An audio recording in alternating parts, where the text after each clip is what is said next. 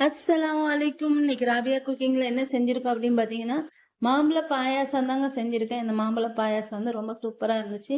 இது வந்து தேங்காய் பால்ல தான் நான் செஞ்சிருக்கேன். இப்போ இது எப்படி செய்யறதுன்னு பார்க்கலாம்.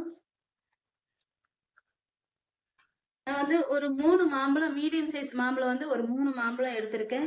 மாம்பழம் எடுத்துட்டு இது தோலை எடுத்துட்டு இந்த மாதிரி கட் பண்ணி எடுத்துக்கோங்க.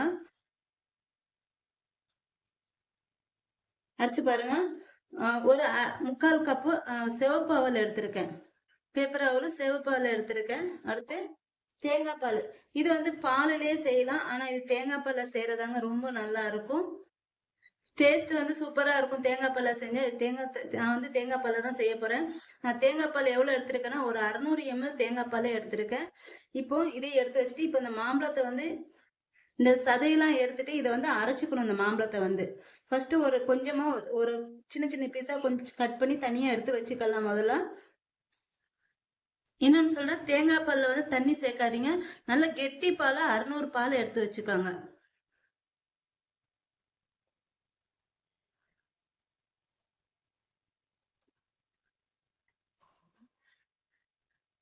பாருங்க இந்த மாதிரி அரைச்சு எடுத்து வச்சுக்கோங்க. அடுத்து கொஞ்சம் சின்ன சின்ன பீஸ் ஆட்டி இந்த மாதிரி கட் பண்ணி தனியா எடுத்து வச்சுக்கோங்க. இப்ப இது எல்லாத்தையும் எப்படி செய்யறதுன்னு சொல்லிட்டு பார்க்கலாம். இப்போ ஒரு பேன் வச்சிருக்கேன். இப்போ இந்த அவுல இதை வந்து இதுல வந்து வறுத்து எடுத்துக்கிறேன். இப்போ மீடியம் ஃப்ளேம்ல வச்சு வறுத்து எடுத்துக்கோங்க.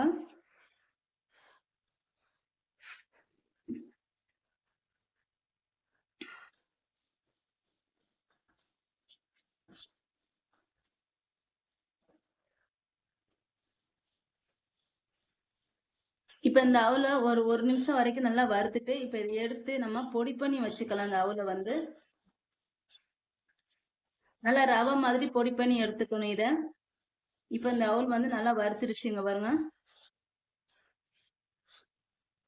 நல்லா வறுத்துருச்சு. இப்ப இது இறக்கி ஆற வச்சு பொடி பண்ணிக்கணும். இப்ப நான் வந்து ஒரு ஜார் எடுத்திருக்கேன். இந்த ஜார் நல்லா துடைச்சிட்டு இதுல வந்து நம்ம வறுத்து வச்சிருக்க அவலை வந்து சேர்த்துக்கலாம். சேர்த்துட்டு இதுலயேட்டு ஒரு 6 ஏலக்காய் சேர்த்துக்கிறேன். சேர்த்துட்டு ரெண்டையும் சேர்த்து நல்லா பொடி பண்ணிக்கணும். இப்போ பாருங்க இந்த அளவு ரவை மாதிரி நல்லா பொடி பண்ணி எடுத்துக்கோங்க. இப்போ இது எப்படி செய்யறது அப்படி சொல்லிட்டு பாத்திரலாம். இப்ப நம்ம வந்து பாயசம் காய்ச்சிடலாம். இப்ப நான் வந்து ஒரு பாத்திரம் வச்சிருக்கேன். இதுல கொஞ்சமா நான் வந்து தண்ணி வந்து ஊற்றிக்கிறேன். இப்ப இந்த தண்ணி வந்து நல்லா கொதி வரட்டும். இப்ப இந்த தண்ணி நல்லா கொதி வரும்போது இதுல நான் வந்து சேமியா வந்து சேர்த்துக்கிறேன். சேமியா வந்து நான் வந்து ஒரு 50 கிராம் சேர்த்திருக்கேன். நான் வந்து சேமியா வந்து ஒரு 50 கிராம் சேமியா சேர்த்துக்காங்க.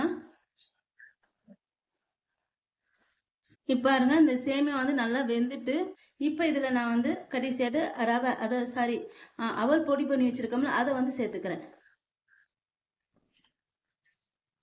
சேர்த்துட்டு நல்லா கலந்து விட்டுக்கலாம். அவல் வந்து நல்லா கெட்டி உளும், அதனால கெட்டி உழாம பாத்துக்கோங்க. அடுத்து இதுலயே நான் 1 கப்பு சர்க்கரை வந்து சேர்த்துக்கிறேன்.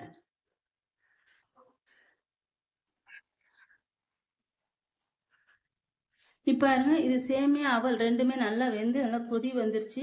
இப்ப நம்ம இதை வந்து இறக்கி ஆற வச்சிடணும். ரொம்ப இல்லை, ஒரு பாதி அளவு நல்லா ஆறிடணும்.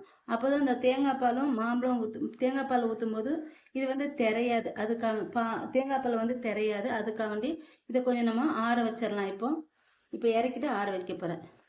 பாருங்க இது கொஞ்சம் நல்லா பாதி அளவு நல்லா ஆறிடுச்சு. இந்த மாதிரி இருக்கு. இப்ப இதுல நான் வந்து தேங்காய் பால் வந்து ஊத்திக்கிறேன்.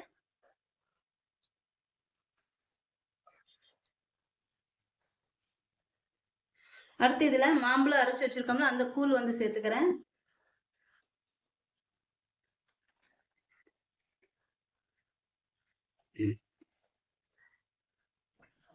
இது ரொம்ப சூட்ல செஞ்சா தெரிஞ்சிடும். அதுக்காண்டி நான் தேங்காய் பால் இது சேமியா நல்லா ஆறுனதுக்கு அப்புறம் இதுல வந்து நான் வந்து கலந்துருக்கேன். இப்ப இது பாருங்க நல்லா மிக்ஸ் பண்ணியாச்சு. இப்ப இதுல கடைசியா நான் குங்குமப்பூ இது வந்து இருந்தா சேர்த்துக்கோங்க, இல்லைன்னா வேண்டாம். இது வந்து ஆப்ஷனல் தான். நான் சும்மா ஒரு கலருக்காண்டி இது வந்து சேர்த்திருக்கேன். அடுத்து கடைசியாட்டு கொஞ்சம் பாதாம், கொஞ்சம் பிஸ்தா வந்து சேர்த்திருக்கேன். உங்கள்ட்ட பாதாம் இருந்துச்சுன்னா பாதாம் வந்து சேர்த்துக்கோங்க. பிஸ்தா சேர்க்கணும்ட்டு அப்படிலாம் இல்லை.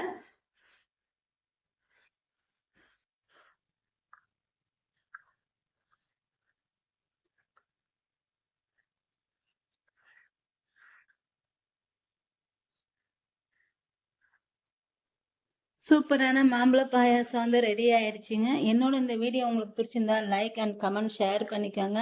நீங்களும் செஞ்சு பார்த்துட்டு எப்படி இருக்குன்னு சொல்லிட்டு எனக்கு கமெண்ட் பண்ணுங்க. என்னோட சேனலை மறக்காம சப்ஸ்கிரைப் பண்ணிக்கோங்க.